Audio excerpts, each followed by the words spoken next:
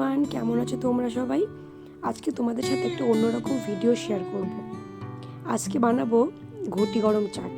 তো এই দেখো, এখানে নিয়েছি ঘটি গরম চানাচুর, টমেটো কুচি, পেঁয়াজ কুচি, গাজর কুচি, ধনেপাতা, কাঁচা লঙ্কা, লেবু, আর নিয়েছি গুঁড়ো মশলা। গুঁড়ো মশলা কী কী নিয়েছি পরে বলে দিচ্ছি। তো ভাবলাম আজকে একটু অন্য টাইপের কোনো কিছু করা যাক, সবসময় তো রান্না করি। তো চলো ঘটি গরম চানাচুরটা বানানো যাক। আর এই চানাচুরগুলো আমি নিয়ে এসেছিলাম টেনের মধ্যে, 10 টাকা করে প্যাকেট নিয়েছিল। তো ভাবলাম নিয়ে যাই বাড়িতে, নিজে একটু চানাচুর বা যেটা হোক ঘটি গরম একটা চাট বানিয়ে খাওয়া যাবে। তো এখানে প্রথমেই একটা কড়াই গরম করে আমি চানাচুরগুলোকে একটু গরম করে নিচ্ছি, মানে একটু কড়াইতে একটু নাড়াচাড়া করে নিচ্ছি যাতে একটু গরম থাকে আর ঘটি গরম একটা ব্যাপার থাকে। তো এই যে চানাচুরগুলো নেওয়া হয়ে গেছে, এর মধ্যে আমি কিছু ভুজিয়া দিয়ে দিলাম।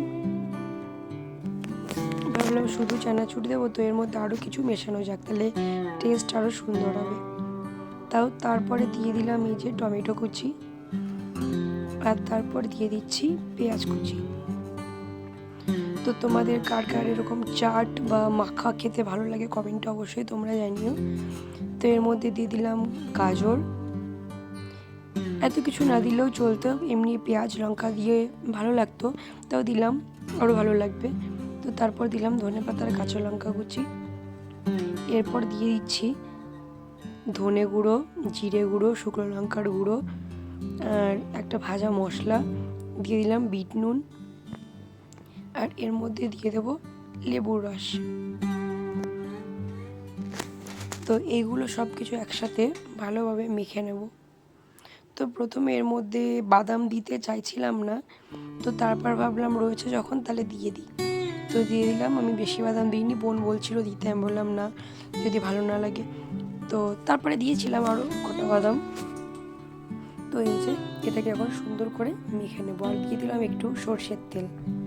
যদি আমড়া বা আম এইগুলো থাকতো তাহলে একটু টক টক লাগতো, যেটা ঘটি গরমে সবাই দেয়, মানে যারা দোকানদার কাকুরা ঘটি গরম বানায় তারা এই জিনিসগুলো দেয়, আমড়া বা কাঁচা আম বেশ ভালো লাগে, বা কাঁচা পেঁপে এইসব দিয়ে মাখায়।